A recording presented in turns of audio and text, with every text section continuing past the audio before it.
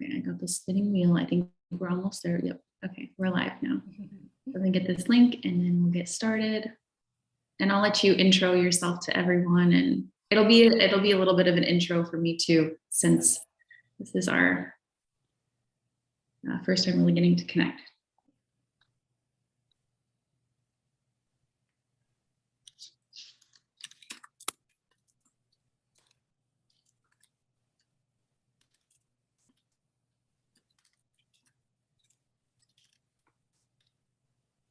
Okay, so for those who are watching, welcome back to Luna Den. I have Amy, do you say, is it Searcy? Searcy, yes. Searcy with me today.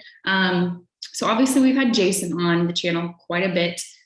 Jason going over, we'll just say like masteries and mastery, and a lot of his experience, sharing a lot of wisdom. But we have a lot of women in the Luna Den who are very curious about what's happening within Grey Wolf, and I feel like there's other projects and things happening within the Wolf Den and Luna Den community.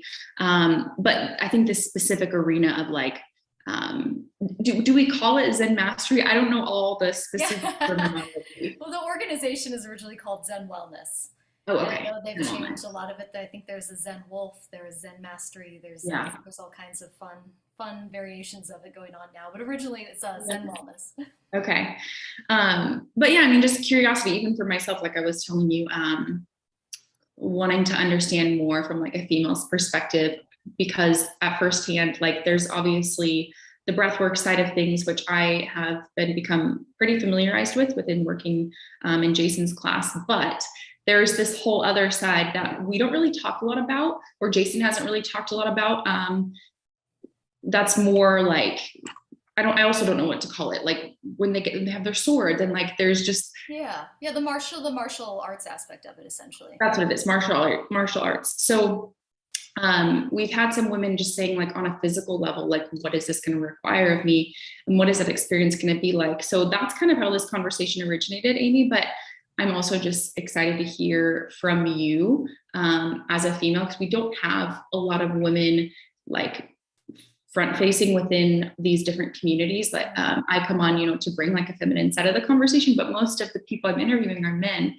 So it's really cool for me to hear someone who's been in this for a while, and just to get to hear your experience. So yeah, I have to process everything. So when you guys men and women, when you guys jump on, post comments throughout the video. If you're live, if you're watching the replay, feel free to also post comments, and we may be able to get to them in the future.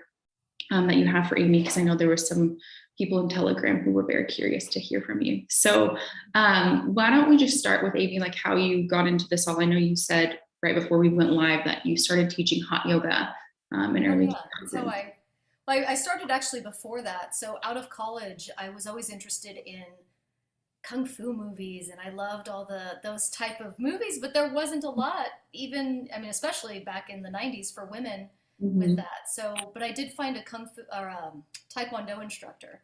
And so I did taekwondo in the late 90s, and that was really fun. Wow. And then when I moved here back to Phoenix, I couldn't find any instructors near me that were teaching taekwondo that weren't coming across as super intense and religious and very like hardcore. There was a lot of religion running through the martial arts, and I'm like, I just want to kick and do some fun stuff. But anyways, I found hot yoga instead. So I became Bikram yoga certified in 2001. So I taught hot yoga for over 10 years. It was really fun. I met Jason when did I meet Jason? 2008.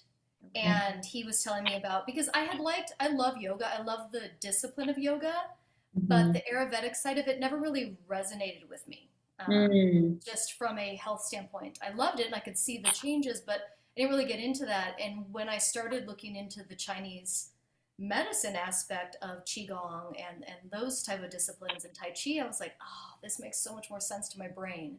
So I loved it. I went right in. I jumped in with learning Kung Fu. I got my first degree black belt in Kung Fu. Wow. That's incredible. Yeah, it was really fun. And so then I've just been teaching that Okay.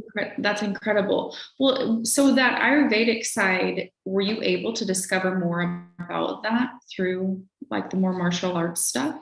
I didn't really pursue it. Some of the other Oh, women in okay. the organization are big into that. Like they like both. They like to marry both of them. Yeah, yeah, yeah. For me, the Chinese medicine side of it always made a little bit more sense, like the acupuncture and the acupressure. Yep. I'd never dove too deep into the medicine side of it, like working with herbs and things like that. Mhm. I have a bit of a passing knowledge of that, but not very much. For me, it Okay. was more like the acupressure points and Okay. how the five elements work together. And then I got deep into the Chinese astrology and figuring out like the life path and the I Ching and all of that type of Okay. stuff. So, Very interesting. So yeah, that kind of became like what you really dove into yeah, from yoga that was from far more there. interesting to me. Um, Okay. I mean, the cool thing about this is there are so many different things that you can pursue within this. I mean, it's like, okay, if you like the herbal aspect of it or even the food aspect of it, there's all kinds Mhm. of different paths. And for as far as movement and physical activity, there's a wide range. We start everyone off usually with qigong, Mhm. because that just gets the breath moving and it gets the energy moving through the body. Because if you don't have those two things, then you shouldn't even bother with anything else because Mhm. you really hurt yourself or not get the full benefits of it. So we start people with qigong. Mhm. Um, then we move them up into either a tai chi, kung fu if they're looking for something hardcore. We do offer yoga. So Mhm. it's Mhm. really fun. So there's Yeah. all kinds of paths people can follow Yeah. Which within is the physical amazing. organization. So the qigong is mainly just like the breath and the more basic movements. Is that right? Correct. There's martial qigongs. Like there are different Uh-huh. levels of qigong. We just Mhm. practice what's just the medicinal qigong, like Chinese medicine qigong. So it's Yeah. simple. So, I mean, even like, I guess we'll get into more the physical side of like the martial stuff, but with that being said, like women can dive in and just get into the qigong and they could Oh, stop there, and that would be. And I'm sure there's a lot of women can do the kung fu if they want to, but I yeah, understand it's a little intimidating. yeah. Well, no, I agree, but No, and I I just, think it's really cool. But I also yeah. I mean, just in the breath class that I'm in with Jason, it seems like some people just choose to go into that space of it, and then that's enough for them. Yep. And so there's always that For option. most people, I mean, really, if there's one thing people need out of it, it is the breath work and Right. maybe some Right. movement. Because it is cool once you learn, like, once you start to really connect with your breath and with the energy in your body, it's fun to start to be able to movement, but you don't have to do these crazy. Like, Yeah. you'll see Mike or Jason, and they'll sometimes demonstrate these really intense, and I'm not to that level either. I just that their bodies, they've been doing it since they were young, both of them. Yeah. Yeah. Yeah. And that's imprinted in your body. But for those of us who didn't start until we were adults, it's Yeah. It's a little different. easier. Yeah. Well, but so I do want to talk about your experience getting into the more martial stuff, but like just taking a step back, that main piece of just the breath work and everything, what do you see? I mean, obviously everyone's experience is different, but you said, like everyone really needs that piece. What do you see as like the major change for people once they start to master breath work and qigong? the it's the calming down of that, or not necessarily, because it's not all the time. We're not like, people who practice it aren't always just beautifully zen. No. People have, like, it's not, it's not like I have my moments where I freak out, but it's that ability to connect in with your breath, to be like, okay, I have the skills, I have the tools to just calm it a little bit. It's Yeah. just to bring it back down, to slow the breath, because our thoughts get racing, and then even more so. I mean, it's gotten so bad in the last. I mean, it's been accelerating, but from just my perspective, in the last couple of years, with everyone being isolated for so long and then coming out of it, everyone is just, they're used to this digital technical level where their mind is just spin, spin, spin. I'm always on. I'm always on my phone. I'm always looking. I'm always. So even if you take 5 minutes and just Mm. calm that down, because our poor brains are just overloaded, or they're not meant to fire constantly like we've trained them to. Right. Yeah. It is interesting that piece. I think Jason even said something about that today on his class, was like, we haven't had these forever. And like, I guess my question to that is, okay, so we can do breath work. But do you even have any ways that you, like, if you find yourself just having that constant need for, whether it's dopamine, whatever we want to call it, Mm-hmm. that you come back to center? Is it getting back in to breathing? Like, what does that look like? I mean, sometimes it's even just taking one breath. Yeah. Yeah. Just pause, makes you pause. The key, it's not it's the key is recognizing it. Yeah. That's the big key. I mean, there's so many different techniques you can do just taking a breath. It's noticing when you're in it. That was, for Mhm. me personally, a struggle for a long time of being like, Mhm. no, I'm fine. I can't, you can't get I'm out of it. And there's, so used to it. It's so normal. exactly, yeah. And it's, when we resonate with other people too. So depending on who you're around and the situation you're in, you can just feed off of each other. And Yeah. so So you it's can really whatever is. noticing it. It's being able to, and this is where the meditation over time will really start to help, is being able to create a little bit of distance Mm, between your reaction um, and your emotions. So, like what's coming at you, being able to even just pause and then react. mhm. Um, Yeah. Yeah. That observance piece is huge. It's so interesting, like what becomes so normal so that we don't think anything different. I love what you said about that, like the awareness and how you, like, for a lot of people, they may not ever even think there's a yeah. problem. And I don't necessarily want to say it's a problem, but like it's not the best state that we could be in. Correct. Yeah. Um, Is it the most helpful? Is it the most useful? Is it where you want to be right now? Yeah. yeah, yeah, yeah. No, I love that. And I can definitely resonate that being a big piece of my experience. And what you talked about with the awareness, it's not easy. It's not easy to be like, I went from Really not. feeling like I was just kind of, it almost feels like you're just kind of coasting through life in a way where that emotional volatility being so normal, you don't really ever recognize like the growth in life. And so that awareness that that's happening, it's for an ego response, it's really uncomfortable to recognize that and to acknowledge that. But um, once you can accept it, and then from there, just observe and recognize, like, this is never necessarily going to go away. We are always going to be emotional beings, but Yeah. how can I approach it a bit differently? It's really powerful. So I love letting people into this. Like, it doesn't have to be so intimidating. You can literally just start with breath work, and that is going to be so much life changing. But then, of course, if you want to go further, that's Well, fun. exactly. Well, that's, you get a little taste of it when you want Yeah, to. yeah. So, talk a little bit about what is this experience like then from there, from qigong? Obviously, there's many different directions we can go, but if we're just touching on like the martial piece, what has that experience been like for you? For me, it was really fun. I actually,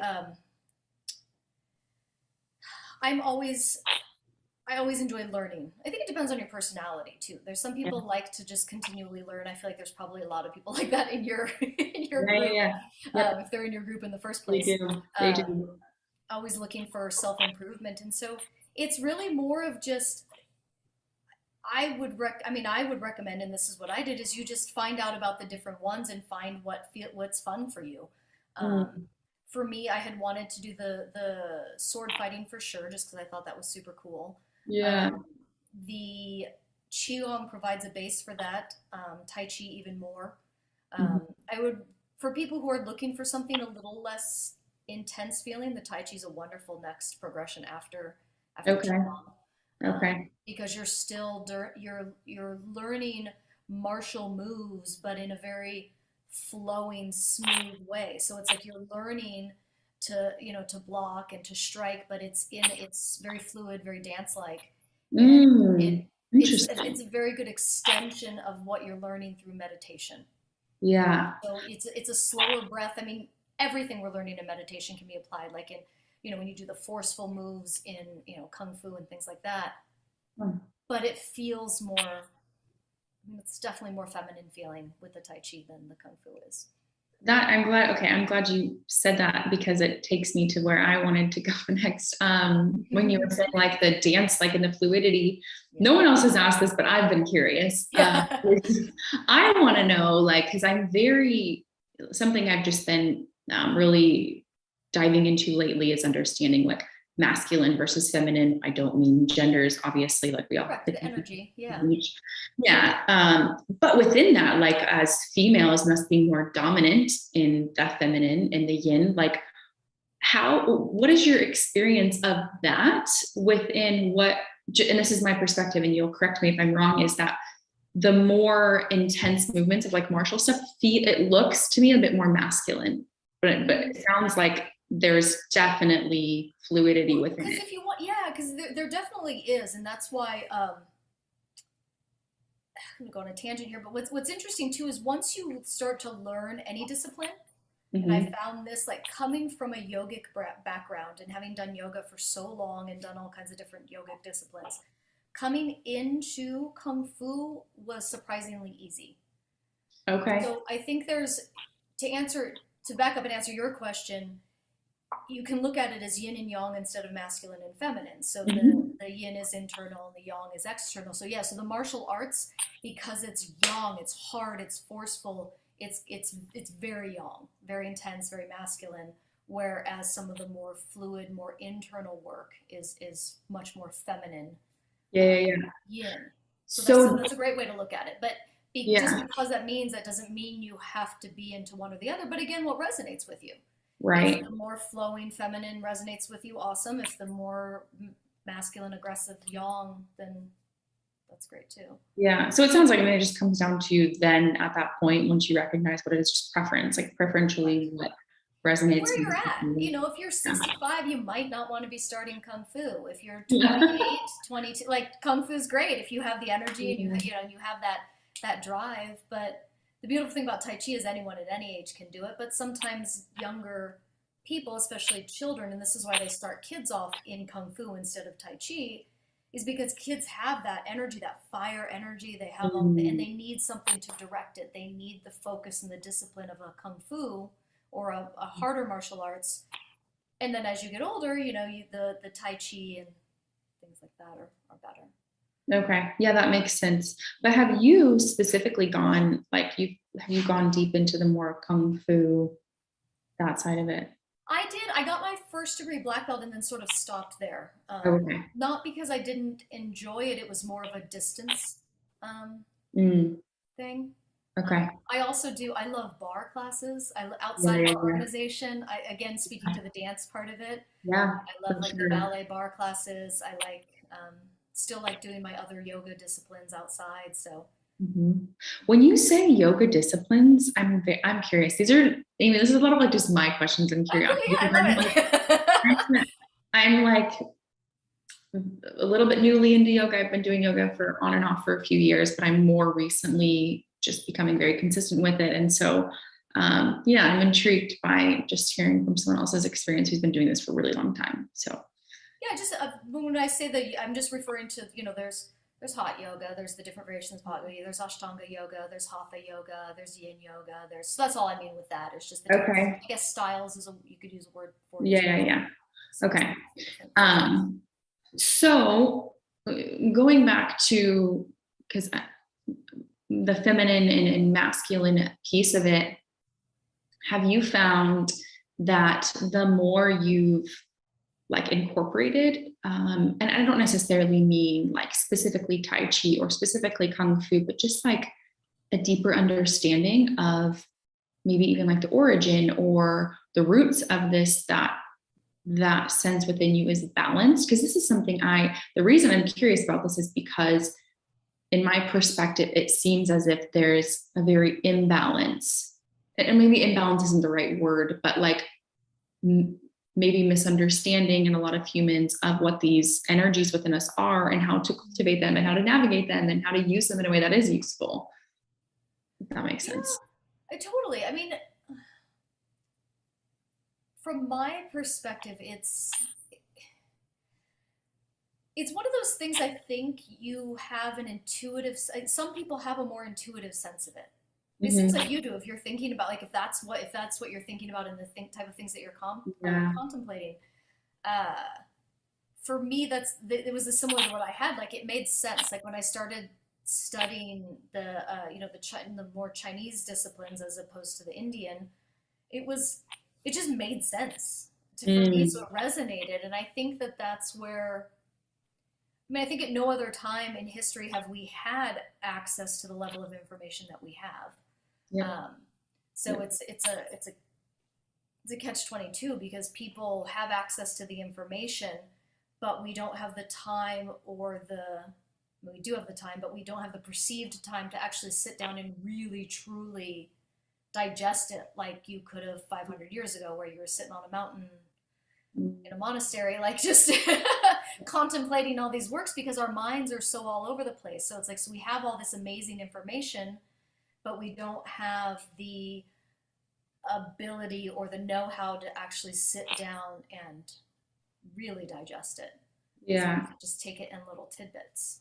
Yeah, and that's what I guess when you say that, it does make me think of the imbalance because, and this is just my experience, and this is also why I am thinking about this stuff a lot, is I found within myself what felt like an imbalance of my own masculine and feminine, where I was like Interesting. Okay. feeling in my early 20s at least, and this could be traced to like health problems, it could be traced to emotional stuff, but essentially within me, it was like I felt very busy and in a hurry all the time when it didn't even matter if my schedule was full or not. I just felt like I was go, go, go, go, go, go, go constantly. And there was no really acceptance of that yin. And so I remember the first time I did yin yoga, I was so uncomfortable because it was, Yeah. I was so used to like, I did CrossFit, I did all of these more like yang style, like just exerting all my energy. And so when I had to like sit down, I was like, what are we doing? Like, if we're ever going to get in any pose?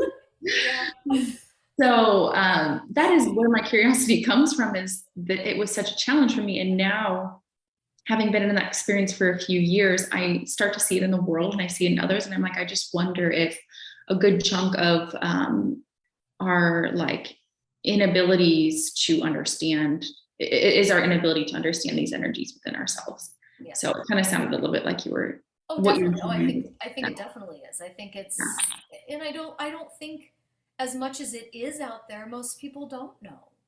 A lot Right. of people don't have either they don't even know to ask, I Mm-hmm. guess, is to say. They don't even know that this is an option.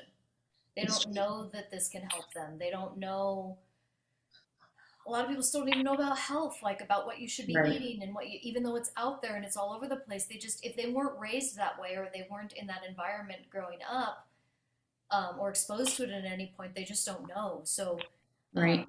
and that's just on a basic physical level, not even on understanding our emotions and the energy Yeah. that can run through our body. But Yep. yeah, you said Yeah. something really interesting about the masculine and feminine. I think there's a lot, I think that's a struggle right now a lot of women deal with, Mm-hmm. is this, and it's been building for the last years, of like this need to be everything. You Mm-hmm. know, it's your expect, there's this feeling of having to have that strength and that I'm going to know and I'm going to make the decisions and I've got to do this and I've got to accomplish all these bazillion things and still be feminine and still have this. And so Yeah. it's this, all this pressure to have this dichotomy that isn't natural necessarily. You know, for some people it is, but for the vast majority of us, it's not. Yeah, that is, oh, I could talk about this for days. What you were just mentioning, absolutely. I find it very interesting that we're in a time where even if we just put gender aside and it just being this like, so it feels like unaccepting of our true nature to where Yes. I like what you said about trying to be all the things at once. I could relate it to like an internet. I don't know how familiar with internet marketing, like online coaching and such. Um, It's okay. actually that's what I do. Oh, okay. I'm Okay. a director of marketing. Oh, I didn't know that. Okay. I'm gonna ask you about that in a second. But Okay. what I see is like this time, and I'm sure there is so much good in it of like women doing what they love, and it's Yeah. beautiful, but at the same time, it's very imbalanced in the sense that this like boss babe energy, who's also trying to be very feminine, but is also like very masculine in the way that she's operating her life, like it just doesn't all add up. It doesn't make sense. So Well, it's hard, and I think it burns people out yeah. because they're. and some people are like that. Like you said, it's not gender based. Like that's why I Right. like the whole yin yang energy, because then it's not personal or it's Right. not in gender. It's a lot of the things it takes to be a boss or to run a big company or corporation is a very yang type of energy. It's very Yep. external. It's very decisive. It's very, you know, and then a lot of the things that are considered more feminine, like taking care of, you know, families, taking care of the house. There's just it's a balance, and I Yeah. either I don't know how to solve it other than just breathe and Yeah, you're like, I'm just gonna make it as simple as possible to breathe, and I'm gonna let everyone else do exactly. it. Just breathe and don't be too hard on yourself. Like that's all. Yeah. That's all. I think that's great. Honestly, sometimes the simplest of things is the Totally. best way to approach it. So, but you work in marketing. How do you, so then you're in some young spaces. What does that look like for you, um, being in marketing and still being Well, in that centered space? yeah. I came at it from I've had a weird career path. I started in the video game industry. I came out of college with a film and video production degree and went What? into video games. Yeah, so I had That's quite a crazy. weird career. Yeah, I was a producer for video games. How One of which was a cool. game called Postal, which was about, you know, just randomly killing people. So there's that. Yeah. And then it's I've always loved like my phone is blown up. I should turn my phone off. Sci-fi, fantasy, that type of stuff. Mhm. So going into video games was really fun for me. But then I went into the art world. Worked at an art studio for a while, and then I started. I've always been very technical, so I had a friend of mine who started showing me how to do programming, HTML programming, and working on websites and doing some marketing and things like that. And it just sort of evolved into me learning more and more about marketing. So I came at it from a more technical side Okay. than more of the psychology side of it that's involved with marketing. I see. So I think that's made a difference. Uh, Yeah. the technical side of my brain instead of the manipulative side of marketing. Totally. I guess. For sure. This is very real. Which and I work for a company that very much believes in um, being like integrity. Like they have a lot of so we don't like to do any sort of really manipulative or that more negative side of marketing that there Yeah. is. So it's Yeah. been a wonderful experience for me. I love it. It's fun. It helps. I have a very game brain. I love playing games and board games and things like that. So it helps Yeah. that side of my brain. I actually think that the first time I met Jason, we were in Arizona, he was telling me that you were at home playing games with a Oh yeah. bunch of people. I Oh was yeah. like, that Oh is yeah. I'm incredible. a giant nerd. I just actually That's came off so of a fun. 3-day board game tournament with a bunch of my friends to see it. A board game tournament. I have never heard of such a Well, thing. that's the level I'm at. That's so Yeah. fun. Yeah. So also part of this conversation is however we can incorporate play into our lives. That's I, great. and keeping your brain healthy. I mean, that's the biggest thing. I have history of dementia and Alzheimer's and stuff in my family, so it's like anything Wow. you can do to keep your brain active and engaged, but not in overdrive. Like that's Hmm. the key. I think a lot of times people confuse that of being. I think people. I'm generalizing here. I mean, it's not everyone, Yeah. obviously. But there's this. I'm working, working, working, working, and then I'm collapsing watching Netflix for Right. 24 hours straight. So I think there's like people are either on or completely off. There's no And there's balance. no in between. So it's like finding that balance of where you're I've even joked with Jason about it before with that I actually feel like I'm meditating when I'm playing board games. Totally. Totally. Yeah, because it's I'm in it and I'm focused, but my mind's not like it's just Mhm. focused and I'm thinking of move to move and it's fun. Yeah, I love that. I love finding the ways in life that meditation feels like such a present experience when you're still doing, and you're not sitting with your eyes closed. And it doesn't always have to be that kind of experience to be in a meditative state. So it's cool to see the way that people can like find that expression within themselves where they can just be focused in whatever it is. So I love it. Board games is a great outlet. Right. So random.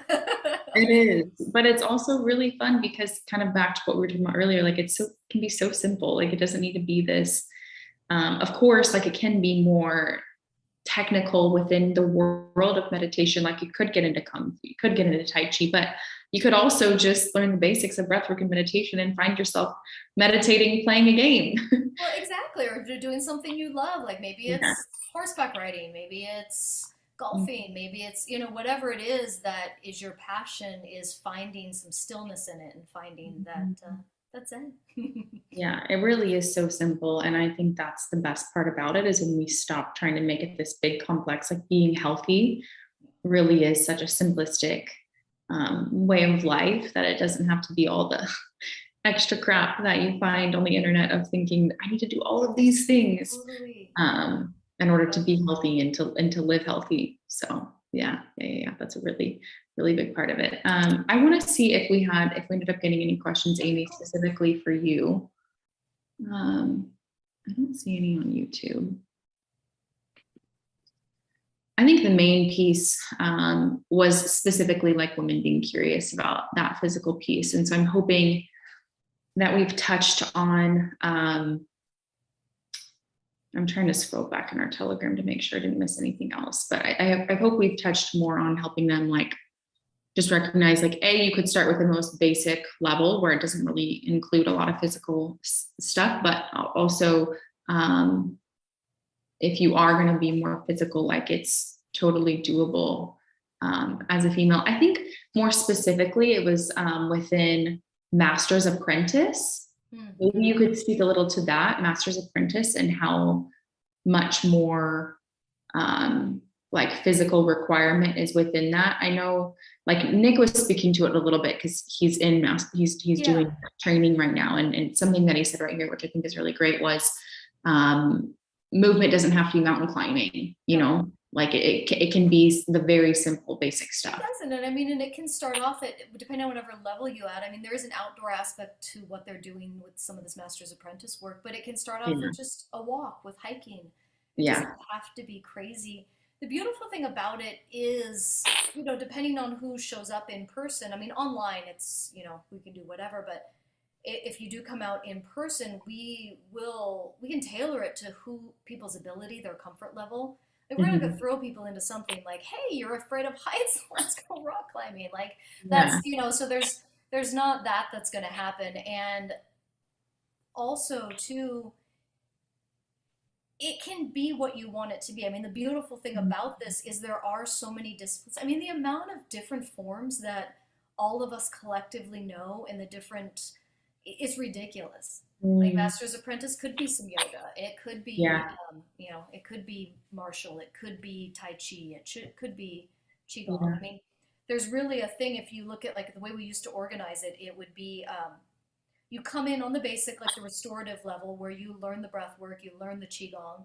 Then you go up to longevity, you learn a little bit harder, you're in the beginning Tai Chi.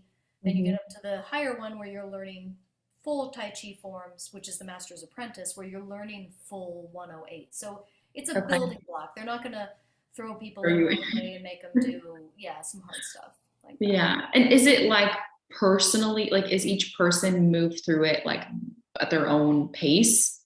Yeah, they can be. It's definitely, it's not like you're going to have to get up in front of a room and all of us do a test at the same time. I mean, in the past, there has been that, but I don't think they're organizing it this way. And even so, we would never throw somebody up who wasn't ready. We're like, don't feel like you're going to get hurt. And it's usually a group of 10, 15, 20 people. So you're not up there standing by yourself, trying to do something. You're like, totally. But that's the old school way of doing it. I haven't tested any of my students. When you work with someone, you know where they're at, like their ability and how they're doing. And well, I much appreciate that you guys operate it that way. I mean, I'm sure it's probably necessary with the kind of stuff that's happening. I mean, you probably wouldn't want to just throw someone into the really intense stuff right away. Well, Well, no, because then they'll either get turned off by it, or two, they'll hurt Right. themselves, or Yeah. so it's not great. And Yeah. I think it'll be fun. Like I was mentioning to you, if everyone's interested in it, I'm happy to do another one of these where we actually stand up and do some movement. That would be really fun. Yeah. Well, yeah, we'll just throw that out now on the YouTube. Is Amy has so graciously offered to do some movement on a call, which would be most likely just for Luna Den members and Wolf Den members. So I'm going to throw that in the group and get a feel for people being interested, but I am, so we're most likely going to do it. Yeah, like I want to. So if it's just me, that's fine. I've been wanting to learn from you, Amy. I've just heard nothing but great things about you. So yeah, that'd be awesome. I thought I had another question, and now it's stumping me. Oh, how often do you go up the mountain?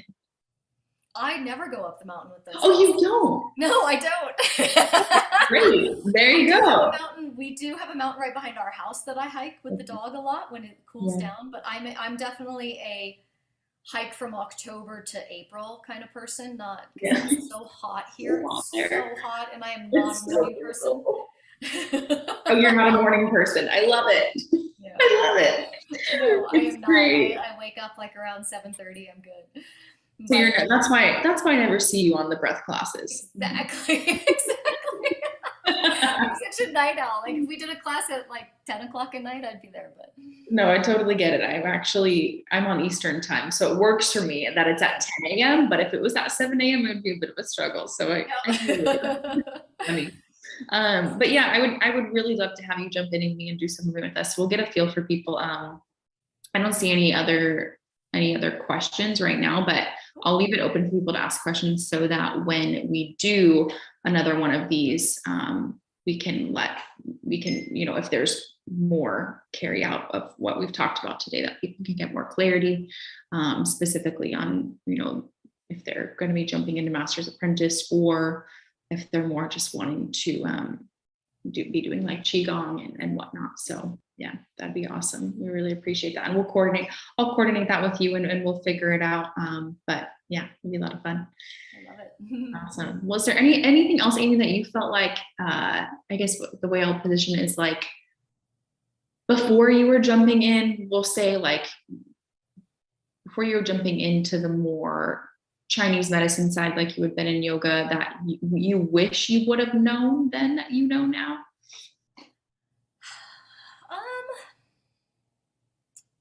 It's a good question. I guess I wish I had done more variety. Okay, interesting. Yoga. I did the Bikram yoga as solely as what I did, which was the hot yoga. That's like the hardest yoga there is. Yeah. You went all in. Yeah, I did. That's the one I don't do. Yeah, which is good. I don't think you need it necessarily. It's good during the winter. What I know now with Chinese medicine, doing hot yoga all the time just basically burns out your kidneys. But I just it's interesting looking now. I mean, I'm 49, so I've been doing this. No way. I would have thought you were like young 30s. Yeah. No, Jason, Mike, all of you. It's like you have this. Yeah. You age, you don't age. Great. That's just why everyone's going to start signing up now for Master's Apprentice. That's going to be the tagline, is like, you never age. Mm-hmm. It does help a lot, but I just I've had some some issues of stuff from repetitive movements. So I would say variety, which is why it resonated with me, because we do our classes based on the season. Yeah. So there's certain times of year you should be focusing on certain things based on the way your body, and then then by the end of the year you have a well-rounded workout that you've done for your body. So that's really the only thing, of just more of but that's always. People who are older can always preach to younger people to be nicer to their bodies. And love it. I think it's great. It was actually hearing that in my younger 20s is what allowed me to stop doing CrossFit and to step more into yoga, just to give myself a little bit more balance, because I was kind of like what you're saying about doing Bikram all the time. Like I was like 7 days a week, let's go do CrossFit. And eventually one day I was like, this is not sustainable. Yeah. So it wears the same stuff down, so it's like it puts the same pressure and the same force on the same parts of your body, which is not long-term healthy. So yeah, just mix it up. That's what I recommend. Mix it yeah. up. Well, I appreciate that. Yeah, it's good to have that balance of the yin and yang, like this whole conversation coming together. So yeah, well, thank you so much, Amy. I'm really excited to have you come in, jump in with us with some movement. So we will let all of you, I'll let Luna and Wolfden members know when that's happening, hopefully soon. And yeah, we appreciate. Is there, I guess, anywhere else that you specifically do anything that I want to plug on YouTube for you, or is it mainly just through Zen Wellness? It's mainly through Zen Wellness. Okay. Okay, great. Okay, wonderful. We have all that, then everyone knows where to get all that contact. So yeah, well, thank you so much.